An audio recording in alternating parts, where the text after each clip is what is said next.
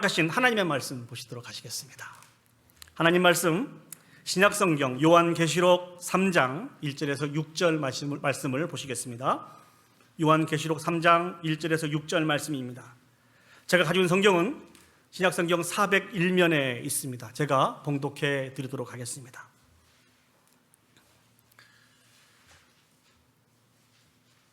사대 교회 사자에게 편지하라. 하나님의 7 영과 7 별을 가지신 이가 이르시되 내가 내 행위를 아노니 내가 살았다 하는 이름은 가졌으나 죽은 자로다. 또는 일깨어 그 남은 바 죽게 된 것을 굳건하게 하라. 내 하나님 앞에 내 행위에 온전한 것을 찾지 못하였노니 그러므로 내가 어떻게 받았으며 어떻게 들었는지 생각하고 지켜 회개하라. 만일 일깨지 아니하면 내가 도둑같이 이르리니 어느 때에 내가 이르는지 내가 알지 못하리라. 그러나 사대 그 옷을 더럽히지 아니한 자 몇 명이 내게 있어 흰 옷을 입고 나와 함께 다니리니 그들은 합당한 자인 연고라. 이기는 자는 이와 같이 흰 옷을 입을 것이요 내가 그 이름을 생명책에서 결코 지우지 아니하고 그 이름을 내 아버지 앞과 그의 천사들 앞에서 시인하리라. 귀 있는 자는 성령이 교회들에게 하시는 말씀을 들을지어다. 아멘. 오늘 요한계시록 3장 1절에서 6절 말씀을 통하여서 하나님의 영광을 위해서 세워지는 교회라고 하는 말씀의 제목으로 여러분과 같이 은혜를 나누기를 원합니다. 우리 말씀의 제목을 한번 따라서 해보시겠습니다. 하나님의 영광을 위해 세워진 교회.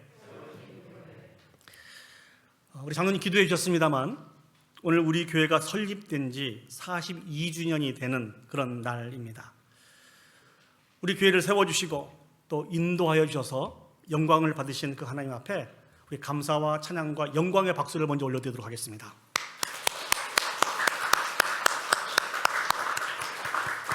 예, 감사합니다. 그리고 긴 세월 동안 자리를 지켜주시고 또 수고와 헌신을 아끼지 아니하신 우리 모든 성도님들께 진심으로 수고하셨습니다. 감사합니다라고 하는 인사를 드리고 싶습니다.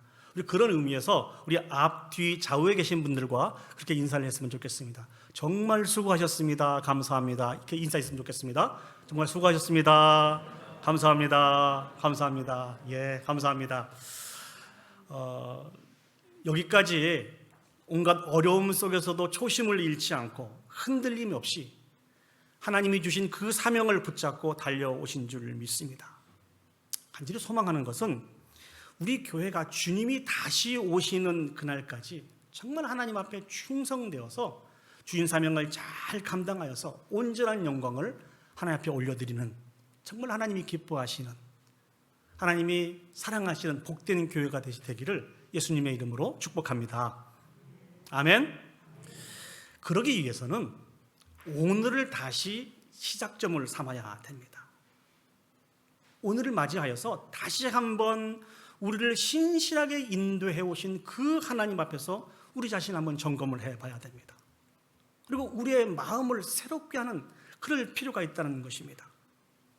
오늘 주신 요한계시록의 이 말씀은 소아시아 지역에 있는 7개의 교회에 하나님께서 주신 말씀입니다. 특별히 모든 교회가 이제 예수 그리스도께서 심판주로 이 땅에 다시 오실 것인데 그 심판주로 오시는 예수 그리스도 앞에 어떻게 세워지는 것이 합당한 것인가를 말씀해주고 있는 것입니다. 그래서 이 말씀을 통하여서 간절히 소망하는 것은 우리 교회가 앞으로 어떻게 잘 세워져 가야 되는지, 어떤 부분들을 준비하며 감당해야 하나님 앞에 영광 올려드릴 수 있는 복 있는 교회가 될 수 있는지 본문의 말씀을 묵상하면서 여러분들과 같이 은혜를 나누기를 원합니다. 첫 번째 생각해 보기를 원하는 말씀은 우리는 영적인 생명력을 회복해야 합니다. 다시 한번 따라서 한번 해보시겠습니다. 우리는 영적인 생명력을 회복해야 합니다. 아멘. 오늘 본문의 말씀은요, 소아시아 지역에 있는 7교회 중에 특별히 4대 교회에 주신 말씀입니다. 그래서 3장 1절 말씀을 보시도록 하겠습니다. 4대 교회의 사자에게 편지하라. 하나님의 7 영과 7 별을 가지신 이가 이르시되 내가 내 행위를 아노니 내가 살았다 하는 이름은 가졌으나 죽은 자로다. 먼저 오늘 4대 교회에 말씀하시는 분이 누구이신가에 대해서 성경은 이렇게 소개하고 있습니다. 하나님의 7영과 7별을 가지신 이가 말씀하셨다는 것입니다. 저기서 말씀하고 있는 7영은 성령을 가리키고 있고요, 7별은 하나님의 교회를 상징하고 있습니다. 그러니까 온전하신 하나님이시며 교회의 머리가 되시고 교회를 다스리시고 통치하시는 예수 그리스도께서 4대 교회에게 말씀하신다는 것입니다. 그렇다고 한다면 그 예수님이 4대 교회에 어떤 말씀을 주셨습니까? 내가 살았다 하는 이름은 가졌으나 죽은 자로다. 다시 한번요. 내가 살았다 하는 이름은 가졌으나 죽은 자로다. 사랑하는 여러분, 이 말씀이 칭찬의 말씀인 것 같습니까? 책망의 말씀인 것 같습니까? 이 말씀은 결코 칭찬의 말씀이 아닙니다. 심한 책망의 말씀입니다. 저 4대라고 하는 그 지역은요, 옛날 니디아라고 하는 그런 왕국의 수도가 되는 그런 지역이라고 합니다. 그래서 이 지역은 아주 일찍부터 양털 가죽과 염색 공업이 매우 발달한 그런 지역입니다. 황금의 도시라고 불릴 정도로 경제적으로 매우 부유한 도시가 바로 이 4대라고 하는 지역이죠. 그런데 이 지역은 험한 산을 배경으로 말미암아 세워진 그런 도시이기 때문에 난공불락의 요새와 같은 그런 도시입니다. 그래서 쉽게 적들이 침공할 수 없는 그런 곳이라는 것이죠. 한마디로 이 4대 지역은 안전하고 풍요로워서 그로 말미암아 사치와 향락의 도시로 전락하고만 그런 도시입니다. 그런 곳에 교회가 세워졌어요. 하나님의 은혜이죠. 그런 곳에 교회가 세워진 것이. 그런 곳에 교회가 세워지다 보니까 이 4대 교회는요, 물질적으로도 매우 풍족했습니다. 그리고 안정적이었어요. 또 다른 교회처럼 어떤 분란도 없었고 핍박도 없었습니다. 모두가 부러워할 만한 전혀 문제가 없는 그런 교회였습니다. 그런데 이런 교회를 향해서 왜 예수님은 이렇게 심하게 책망을 하셨을까요? 내가 살았다 하는 이름은 가졌으나 죽은 자로다. 왜 이런 책망을 하셨을까요? 1절 말씀과 2절 말씀을 보시면 내 행위로는, 2절 말씀에는요, 하나님 앞에 내 행위에 온전함을 찾지 못하였노니라고 말씀하고 있습니다. 이 4대 교회는요, 세상의 영향으로 말미암아 세속화가 된 교회입니다. 다른 교회처럼 환난도 없었어요. 핍박도 없었습니다. 그러나 영적으로 매우 피폐해져 갔습니다. 어떤 모습입니까? 하나님으로 인한 감격도 없었고 감사도 없었고 또한 간절함이나 뜨거움도 찾아볼 수 없는 교회였습니다. 더군다나 그 교회를 통해서 생명의 복음이 증거가 되고 새로운 생명을 얻고 더 풍성해지는 그런 역사는 찾아볼 수 없는 교회라는 것이죠. 외형적으로 볼 때는 성도의 모습이고 교회의 모습이지만 영적인 생명력이 없는 그런 교회, 살았으나 죽은 것 같은 교회의 모습을 4대 교회가 하고 있었습니다. 디모데후서 3장 5절 말씀을 보시면 우리가 잘 아는 말씀이 기록되어 있습니다. 경건의 모양은 있으나 경건의 능력은 부인하니 이 같은 자들에게서 내가 돌아서라. 4대 교회는 경건의 모양은 있었어요. 그러나 경건의 능력이 나타나지 않는 그런 교회였습니다. 이런 4대 교회를 향해서 주님이 주신 경고의 말씀은 무엇입니까? 우리 2절과 3절 말씀을 보시도록 3절 말씀을 보시겠습니다. 만일 일깨지 아니하면 내가 도둑같이 이르리니 어느 때에 내게 이르는지 내가 알지 못하리라. 이게 무슨 말씀입니까? 예수 그리스도께서 장차 도둑같이 이 땅에 다시 오실 터인데 그때 심판을 받게 될 것이라고 하는 엄한 경고의 말씀을 예수님이 4대 교회에 주셨습니다. 그렇다고 한다면 이 4대 교회는 이 엄한 경고의 말씀 앞에 어떻게 행해야 될까요? 2절 말씀과 3절 말씀을 다시 한번 보도록 하겠습니다. 저는 읽게요. 그 남은 바 죽게 된 것을 굳건하게 하라. 내 하나님 앞에 내 행위에 온전한 것을 찾지 못하였노니. 3절 말씀입니다. 그러므로 내가 어떻게 받았으며 어떻게 들었는지 생각하고 지켜 회개하라. 만일 일깨지 아니하면 내가 도둑같이 이르리니 어느 때 내게 이르는지 내가 알지 못하리라. 이 모든 말씀을 한마디로 정리하면 교회가 계속 이와 같이 잠자는 상태에서 머물러서는 안 된다는 것이죠. 온 교회가 깨어서 하나님 앞에 온전히 세워져야 한다는 것입니다. 그러면 어떻게 할 때 교회가 깨어날 수 있고 온전히 세워질 수 있습니까? 그것은 생명의 복음을 어떻게 받아들였는지, 생명의 복음을 어떻게 받았는지, 어떻게 들었는지를 생각하고 그때 감격과 감사를 회복하라는 것입니다. 그리고 이 마음을 지키라는 것입니다. 그리고 그렇게 살아가지 못한 모습을 회개하라는 것이죠. 사도들을 통하여서 또한 복음을 증거하는 자들을 통하여서 예수 그리스도의 생명의 복음을 듣게 되었을 때 그들은 어땠을까요? 감사가 있었을 것입니다. 감격했을 것입니다. 기쁨이 있었을 것이고 평안도 있었을 것입니다. 주신 그 복음에 너무 감격하여 그 복음을 만끽하며 살아가다가 마음속에 간절함과 사모함도 있었을 것입니다. 말씀에 따라서 제가 복음의 증인이 되겠습니다. 제가 복음의 증인으로 살겠습니다. 아마 이런 간절한 마음들이 있었을 것입니다. 사랑하는 여러분, 여러분 언제부터 신앙생활을 시작하게 되셨습니까? 언제 예수 그리스도의 생명의 복음을 접하게 되셨나요? 그때 오늘 본문에서 이야기하고 있는 이 감격이, 이 감사가, 이 기쁨과 평안이 있지 않았습니까? 뿐만 아니라 그 복음의 은혜가 너무 크고 귀하고 감사하여서 내가 복음의 증인으로 살겠습니다. 하나님 그렇게 살 수 있도록 도와주십시오 하는 이런 간절함과 회복도 분명히 우리 가운데 있었을 것이라는 것이죠. 오늘 성경은 그 순간을 회복하라고 말씀하고 있습니다. 그 순간을 회복하는 것이 깨어서 온전히 세워지는 것이라고 우리에게 말씀하고 있는 것입니다. 다시금 하나님이 우리에게 주신 그 복음을 깊게 묵상하고 주님과 동행하는 그 삶을 살아갈 때 우리는 깨어날 수 있고 회복되어질 수 있고 온전히 세워질 수 있더라고 성경은 말씀하고 있습니다. 우리가 사는 시대와 이 사대교회의 모습을 비교해 볼 때 거의 비슷비슷한 것 같아요. 요즘 신앙생활을 할 때 여러분 특별히 어렵고 힘듦이 없는 그런 시대를 우리가 살아가고 있지 않습니까? 교회를 가고 싶을 때 언제든지 교회에 갈 수 있어요. 또 신앙생활 한다고 옛날처럼 많은 핍박과 환난을 만나는 그런 경우도 매우 드뭅니다. 또 요즘은 교회에서 많은 헌신과 이 수고를 요구하지 않습니다. 그러니까 많이 헌신하지 않아도 수고하지 않아도 편한 모습으로 교회에 가서 얼마든지 예배 드릴 수 있는 그런 시대를 우리가 살아가고 있습니다.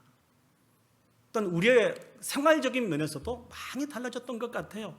먹고 사는 문제에 큰 지장이 없지 않습니까? 오히려 요즘은 어떤 시대입니까? 이 휴대폰을 가지고 맛집이 어디 있는가 살펴보고, 그렇죠? 그 맛집을 쫓아다니며 맛있는 음식을 먹는 그런 시대입니다. 요즘은 너무 먹어서 탈인 것 같아요. 계속해서 우리 성도들 가운데 방송에서 하는 말이 무엇이죠? 적당히 먹어라, 소식해라. 옛날에는 생각할 수 없는 그런 말들이었습니다만 너무 잘 사는 시대를 우리가 살아가고 있다 보니까 이런 이야기들을 종종 이야기하고 듣기도 하는 것 같습니다. 제가 어떤 어르신과 아주 오래전에 대화를 했는데 그 어르신은 이제 열심히 일하셨던 삶의 터전에서 이제 은퇴하시고 은퇴 이후의 삶을 살아가고 계셨습니다. 그때 그분을 제가 신방에서 그분과 대화를 했어요. 요즘 어떻게 지내십니까? 근데 그분이 그렇게 말씀하시더라고요. 걱정을 많이 했습니다. 제가 은퇴한 이후에 어떻게 삶을 살 것인가. 그러면서 당신 나름대로 어떤 그 삶의 사이클을 하나 만들었는데요. 아침에 일찍 일어나서 골프채를 짊어지고 골프를 좋아하시는 친구분들과 같이 아침 이른 시간에 골프를 하신다고 하십니다.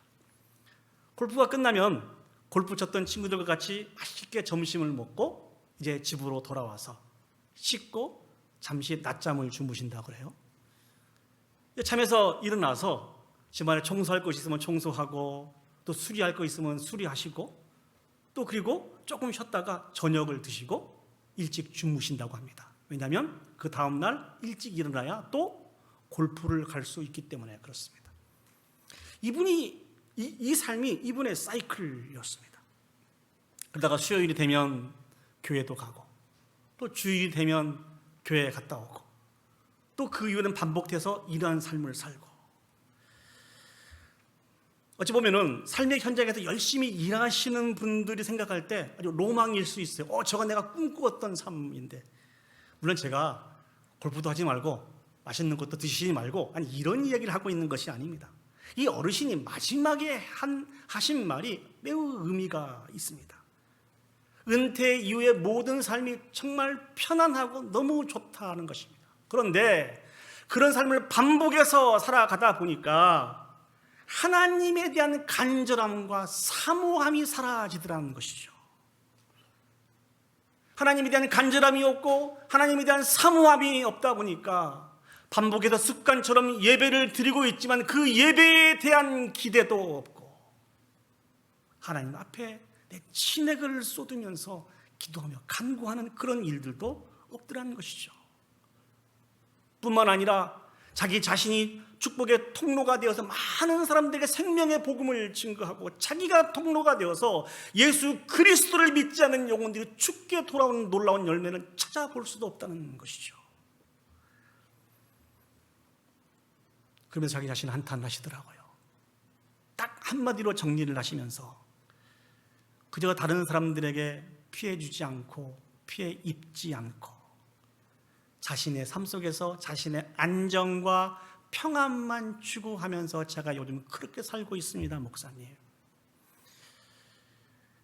이런 삶을 살아가는 사람들을 향해서, 저와 여러분들을 향해서 성경이 주신 메시지는 무엇입니까? 살았다 하는 이름은 가졌으나 죽은 자라는 것이죠. 죄송합니다. 살았다고 하는 이름은 가졌으나 죽은 자라는 것입니다.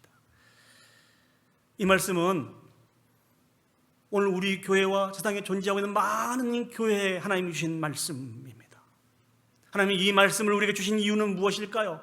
하나님이 이 말씀을 4대 교회에 주신 의미는 무엇일까요? 잠자고 있는 그 영혼들을 흔들어 깨우는 말씀이라는 것이죠. 그만 자고 일어나서 하나님이 주신 예언을 하고 주신 환상을 보고 꿈을 꾸고 비전을 쫓아서 하나님의 영광을 위해서 살아가기를 간절히 원하는 그 마음을 가지고 안타까운 심령을 가지고 우리를 흔들고 깨우시는 말씀이라는 것이죠. 이 말씀 앞에 우리가 어떤 삶을 살아가야 될까 고민하다가 적용하는 부분에서 두 가지를 생각을 해보았습니다. 먼저 우리 어르신들이 이 말씀을 어떻게 적용하면 좋을까요? 하나님께서 아직 우리의 생명을 연장시켜 주셨고 건강도 주셨고 많은 지식과 삶의 여유도 허락해 주셨습니다. 왜 많은 것들을 아직까지 남겨주셨다고 생각하십니까? 우리가 축복의 통로로서 이 삶을 감당하기를 원하여서 이 많은 부분들을 남겨오셨다는 것입니다. 우리는 더욱더 기도해야 됩니다.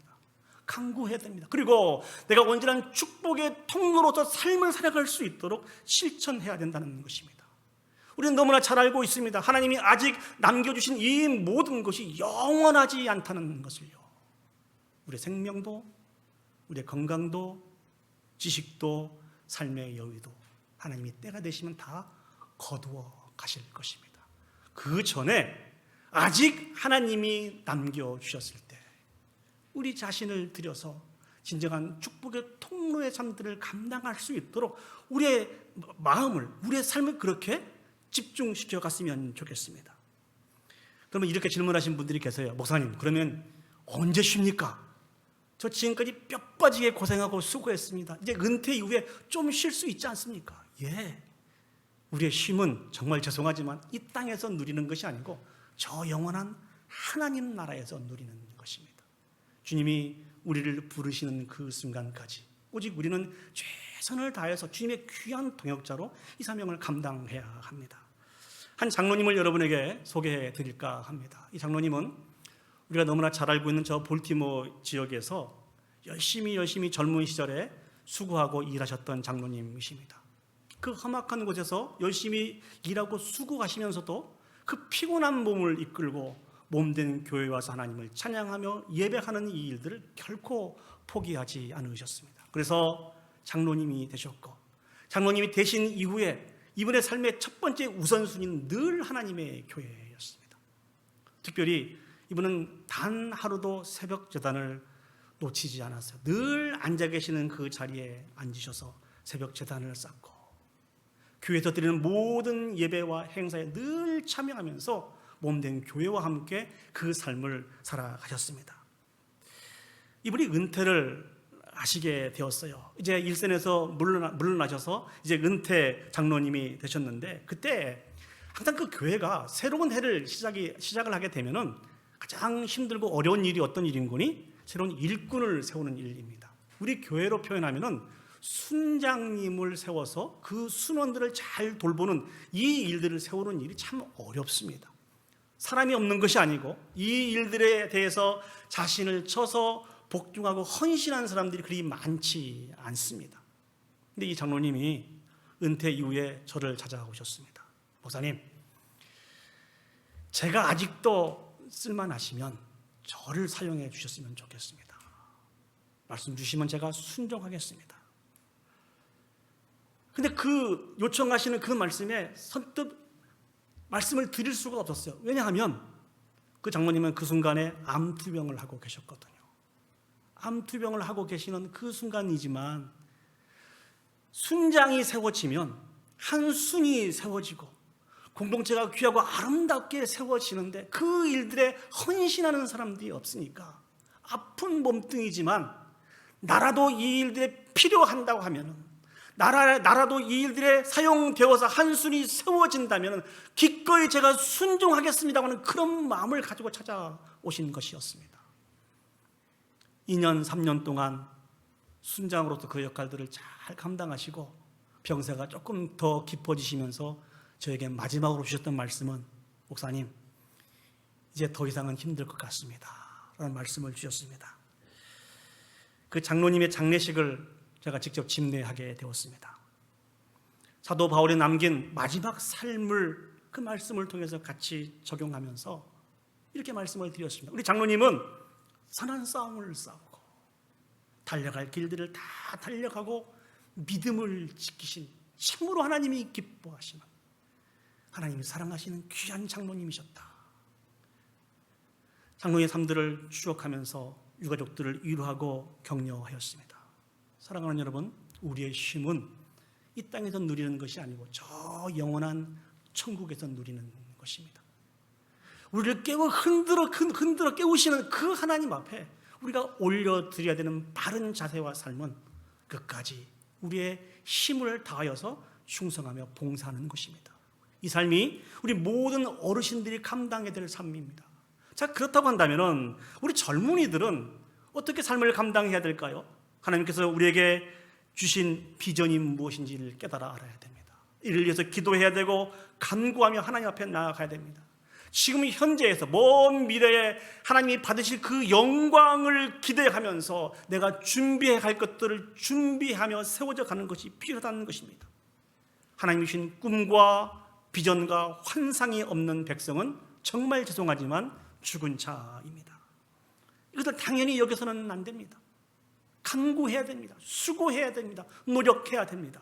한 사람이 꿈을 꾸게 되면 공동체가 바뀌어요. 한 성도가 꿈을 꾸게 되면 교회가 달라집니다.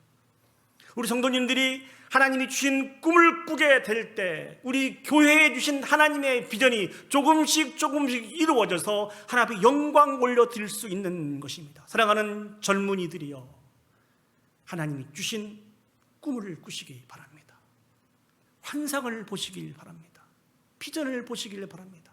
저는 우리 청년들을 위해서 기도할 때마다 빼놓지 않고 이 기도를 해요. 수없이 많은 젊은이들이 저희 교회로 몰려와서 하나님이 주신 꿈과 환상과 비전을 위해서 같이 노력하고 수고하고 찾아갔으면 좋겠다.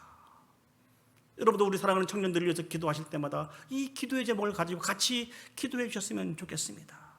여러분, 요셉을 기억하시죠? 하나님께서 요셉에게 꿈을 주셨어요. 그런데 이 요셉은 하나님이 그 꿈을 주셨을 때 이 꿈의 참다운 의미를 깨닫지 못했어요. 그래서 이해하지 못한 상황 속에서 괜히 그 꿈 이야기했다가 형들에게 꾸지람만 듣게 되었습니다.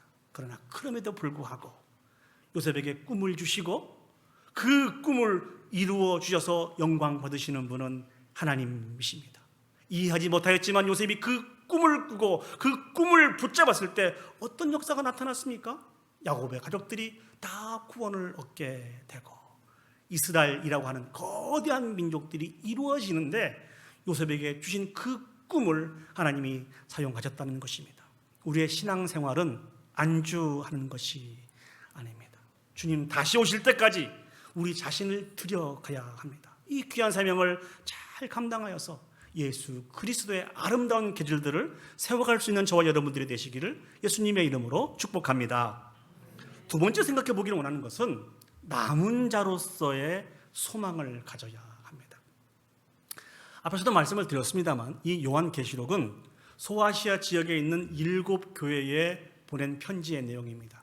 근데 이 7교회 편지의 내용을 보면은 칭찬만 받는 그런 교회가 있습니다. 그것도 어떤 교회는 칭찬도 받고 책망도 받는 그런 교회가 있어요. 또 어떤 교회는 늘 책망만 받습니다. 칭찬은 한마디도 없습니다. 그 대표적인 교회가 사대 교회입니다.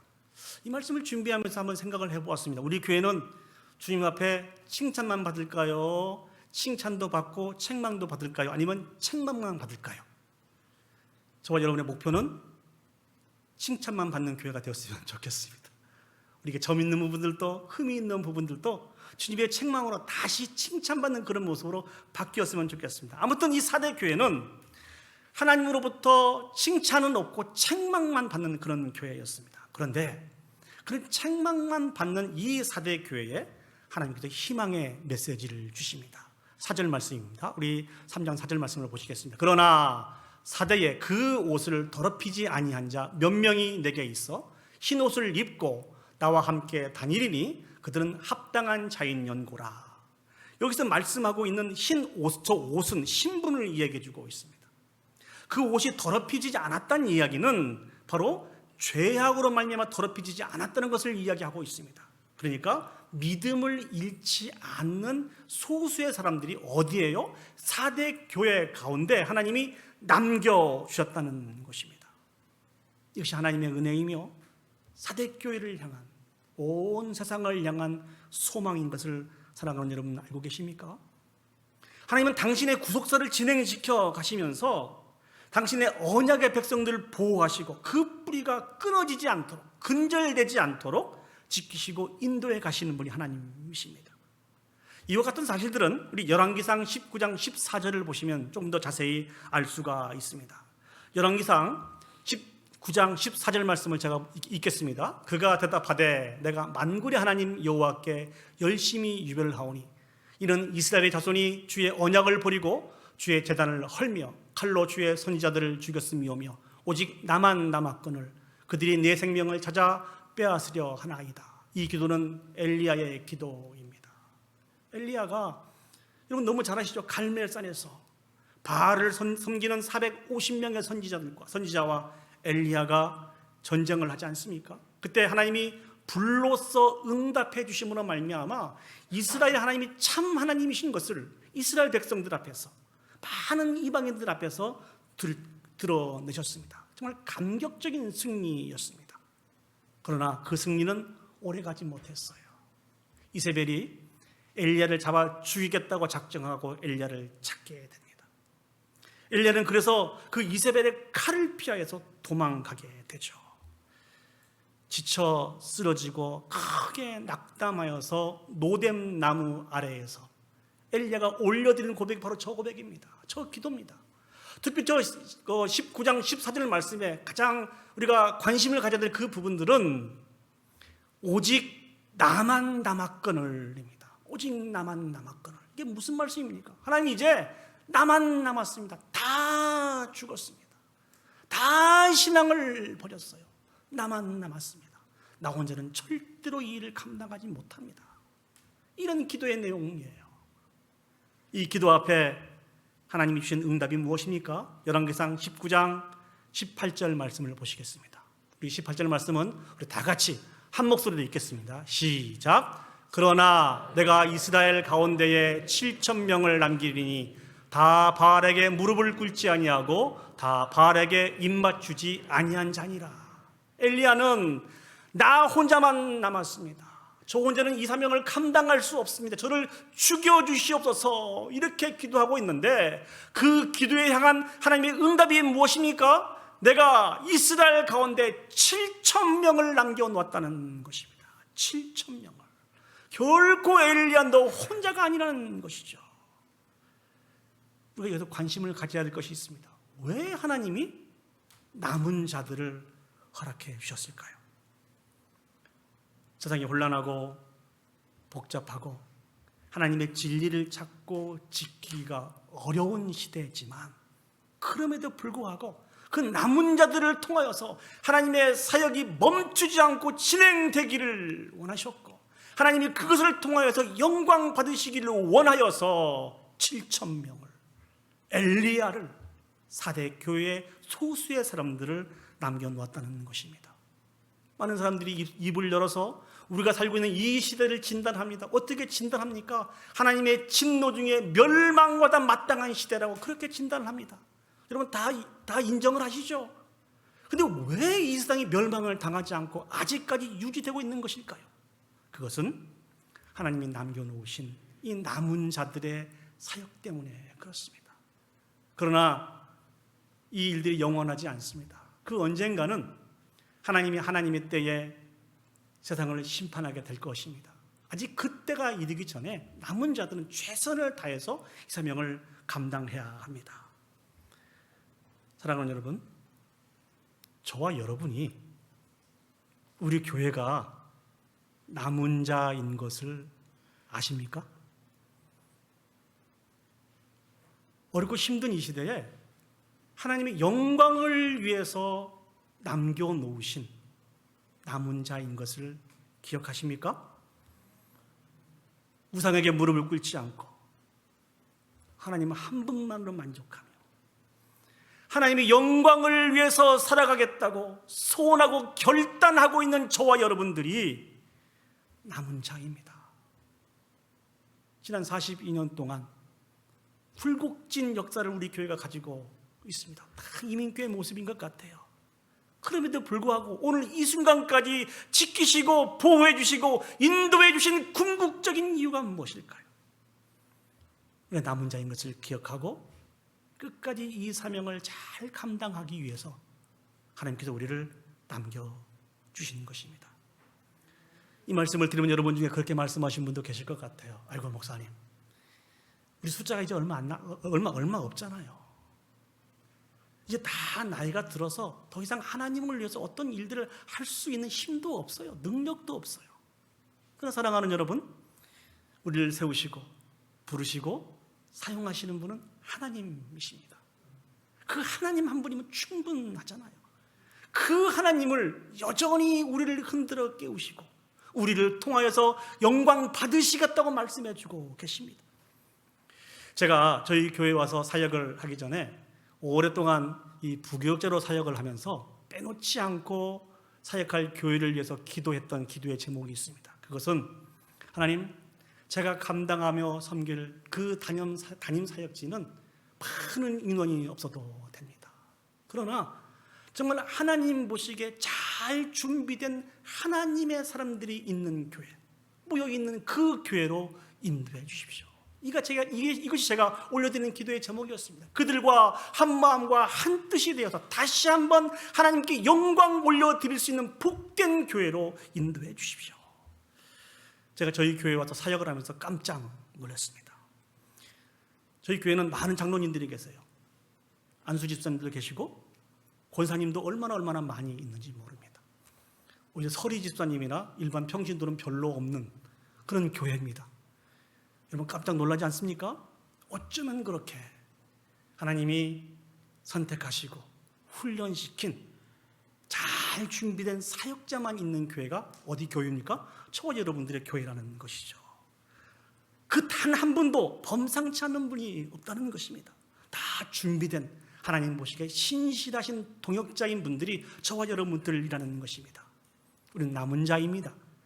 이런 우리들이 기억해야 될 것이 있습니다. 3가지입니다. 그 첫 번째는 우리 모두가 남은 자인 것을 기억하는 것입니다. 남은 자예요.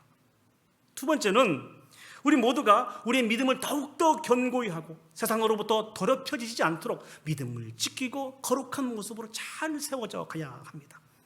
그리고 마지막으로는 다시 한번 우리 주변에 무너진 많은 성벽들을 수축을 하고 하나님의 영광을 위해서 서로 사랑과 선행을 격려하며 더욱더 모이게 힘쓰는 이런 삶들을 감당해야 된다는 것입니다.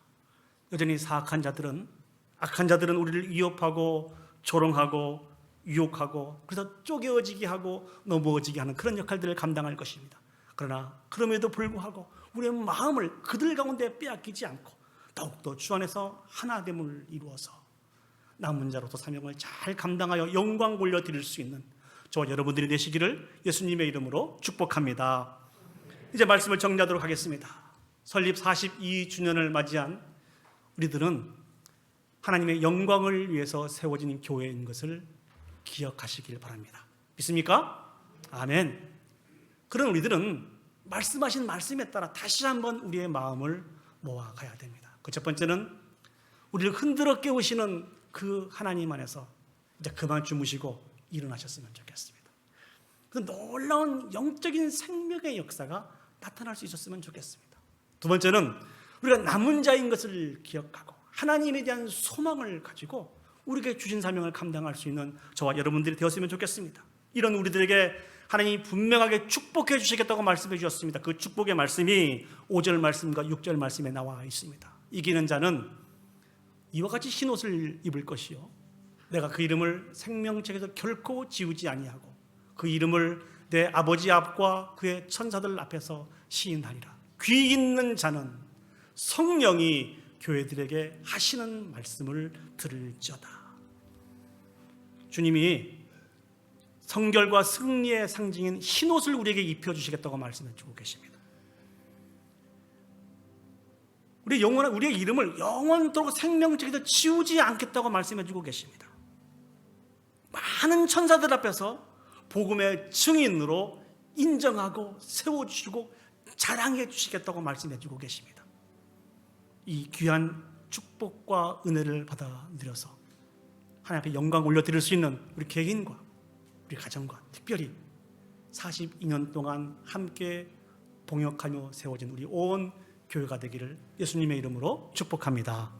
아멘. 오늘 저는 여러분들과 같이 부르고 싶은 그런 찬양이 있었습니다. 그건 나를 통하여서라고 하는 그런 찬양인데요. 이 설교가 이 찬양의 가사와 얼마나 이렇게 잘 맞나 하는 그런 부분들 다시 한번 생각을 해보았습니다. 어떤 가사군이 나를 통하여서 주의 영광이 나타나고 하나님께서 영광 받으시는 그러한 우리 자신이 되게 해주십시오 라고 하는 그러한 곡입니다. 우리 이 찬양을 우리 다 같이 자리에서 일어서셔서 가사를 기억하시면서 같이 하나님 앞에 찬양 올려드리도록 하겠습니다. 지금 서 있는 이곳에서 높임을 받으소서.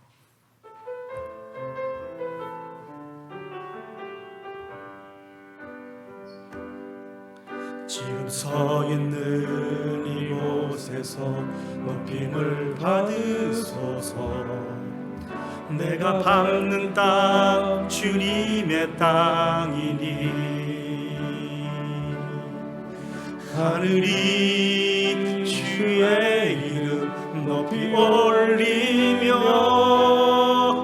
넓은 바다가 주를 노래해 모든 만물 주를 경배해 주님 모든 입술 주를 찬양해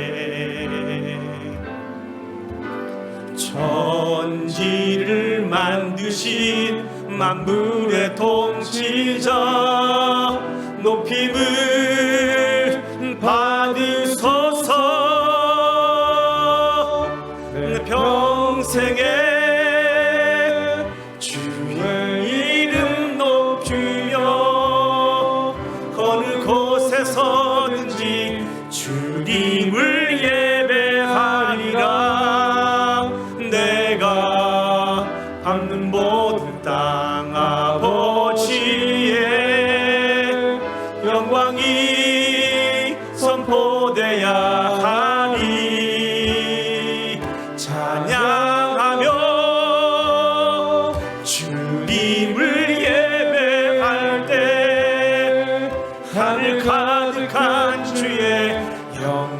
보리라. 나를 통하여 나의 입술을 인하여 주의 이름 높임을. 나를 통하여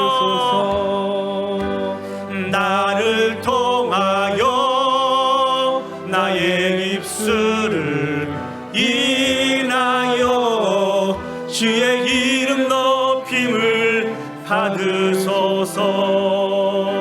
우리 다 같이 주신 말씀을 기억하면서, 우리가 올려드리는 이 귀한 찬양을 기억하면서 우리 합심해서 하나님 앞에 기도 올려드리도록 하겠습니다.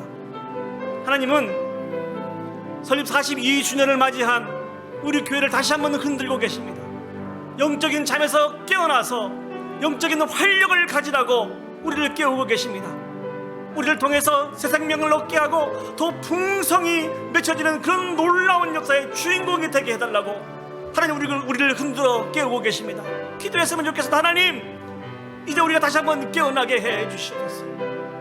하나님이 주신 환상을 보고 꿈을 꾸고 비전을 품고 우리 남은 세계를 들어가서 영광 올려드릴 수 있는 복 있는 교회가 되게 해 주시옵소서. 기도했으면 좋겠습니다. 특별히 또한 우리가 기도할 것은, 하나님 우리를 남은 자로 남겨주셨습니다. 우리를 남겨주신 그 이유는 우리를 통해서 이 영광스러운 하나님의 나라의 동역자로 세워서 영광 받으시기 위해서 우리를 남겨놓으신 것입니다. 우리가 나이가 많다고, 숫자가 적다고, 능력이 없다고 너무 좌절하지 마시기 바랍니다. 우리를 남겨주신 그분은 우리 하나님이십니다. 그분이 우리와 동행해 주실 것이고 우리를 통하여 영광 받아주실 것입니다. 남은 자로서 이 사명을 잘 감당하여 영광 올려드릴 수 있게 해달라고 우리 다같이 한 목소리로 기도 올려드리도록 하겠습니다. 기도하시겠습니다. 사랑과 은혜가 충만하신 아버지 하나님, 은혜와 사랑을 진심으로 감사드립니다. 하나님의 온전한 은혜와 사랑을 통해서 설립 42주년을 맞이하게 되었고 아버지 앞에 아버지는 기념 예배를 올려드릴 수 있도록 인도해 주셔서 진심으로 감사드립니다. 아버지는 사대교회를 아버지 하나님 책망하신 하나님, 살아있으나 죽은 자 같다라고 표현했었던 그 음성이 우리 교회를 포함해서 지상에 있는 많은 교회에 주신 말씀인 것을 기억합니다.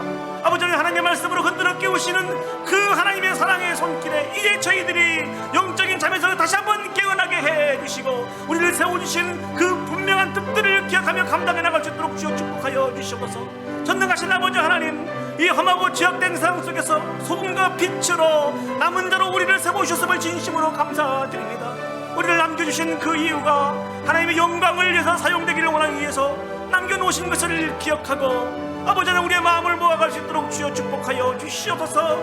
이제 아버지 하나님, 이 부분에 대한 분명한 인식을 가지고 서로 사랑과 사랑을 격려하며 모이기에 힘쓸 수 있도록 하나님 도와주시고 끝까지 충성하여 아버지 앞에 영광 올려드릴 수 있는 정말 하나님 보시기에 합당하고 하나님의 기쁨에 참여하는 복 있는 교회가 되실 수 있도록 주여 축복하여 주시옵소서. 주님을 믿습니다. 주님을 바랍니다. 참 좋으신 아버지 하나님, 은혜와 사랑을 감사합니다. 지난 42년 동안 저희 교회를 지켜주시고 보호해주시고 인도해주셔서 진심으로 감사드립니다. 많은 점도 있고 흠도 있고 허물이 있음에도 불구하고 결코 내치지 않으시고 포기하지 않으시고 오늘 이 순간까지 붙들어주시고 인도해주셨음을 진심으로 감사드립니다. 우리 교회를 비롯하여서 세상에 있는 많은 교회들을 사도의 교회에 주신 그 메시지로 지금도 흔들고 깨우고 계신 하나님, 우리 원성들이 다시 한번 깨어나게 해 주시옵소서. 영적인 깊은 잠에서 깨어서 다시 한번 하나님이 주시는 환상을 보고 비전을 보고 꿈을 꾸게 해 주시고 우리가 통로가 되어서 죽어가는 많은 생명들이 주께 돌아오는데 귀하고 아름답게 사용되어질 수 있는 우리 몸된 교회가 되어질 수 있도록 주여 축복하여 주시옵소서. 특별히 아버지 하나님, 어렵고 복잡하고 험한 이 세상 속에서 세상의 소금의 역할로 빛의 역할로 남은 자로 우리 교회를 세워주셨음을 진심으로 감사드립니다. 이것이 우리의 정체성인 것을 기억하고 이제 아버지 하나님, 우리의 믿음을 더욱더 견고히 해서 흔들리지 않게 해주시고 아버지 하나님, 세상의 유혹과 핍박 속에서도 잘 견디어서 아버지 주신 사명을 감당해 나갈 수 있는 우리 교회가 되어줄 수 있도록 주여 축복하여 주시옵소서. 그런 교회에 하나님이 축복해 주시겠다고 말씀을 해 주셨습니다. 흰옷을 입혀 주시고 그 생명책에 영원히 지우지 않고 기록해 주실 뿐만 아니라 수없이 많은 천사들 앞에서 자랑하시겠다고 인정하시겠다고 말씀해 주신 그 축복을 다 받아 누릴 수 있는 우리 온 교회가 되어질 수 있도록 하나님 축복하여 주시옵소서.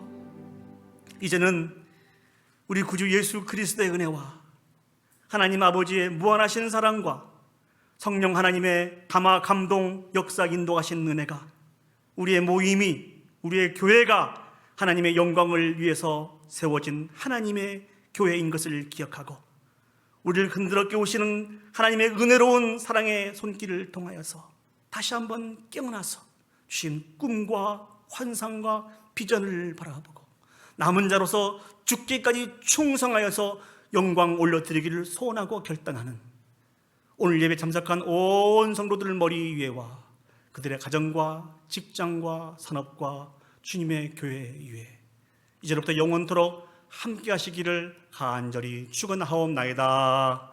아멘. 아멘.